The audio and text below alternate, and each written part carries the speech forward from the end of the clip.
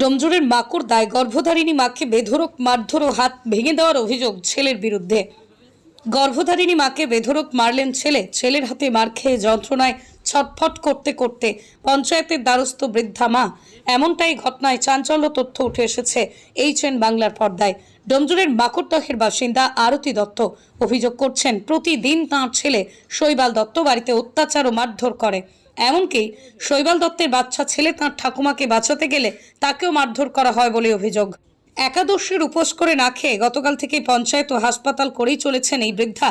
আজ মাকুড়দহ ১ নম্বর গ্রাম পঞ্চায়েত প্রধান আহত ওই মহিলাকে ডোমজুর থানায় পাঠিয়েছে। ডোমজুর থানায় ওই মহিলার তরফ থেকে একটি লিখিত অভিযোগ দায়ের করা হয়েছে।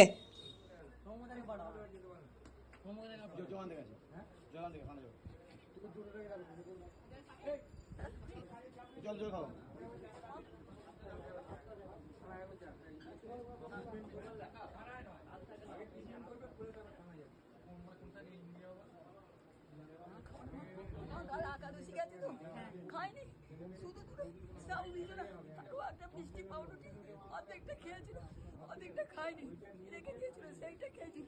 একবার বলে রে খেতে সারাদিন।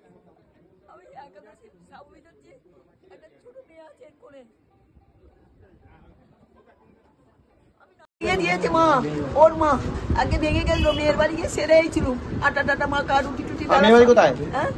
এবার দিল্লিতে, দিল্লি মেয়েকে ফোন করেছি, মেয়ে শুনেছে বলে আমি ভাইকে ফোন করে বলছি যে মাকে আমি তোর যদি সেই আমার ওই ফোন তো নেই, তোর থাকে মা আমি দেখাচ্ছি, তুই দেখ মা কি করেছে। বলছি মা তুমি একটা কিছু রেখে যেতে পারবে।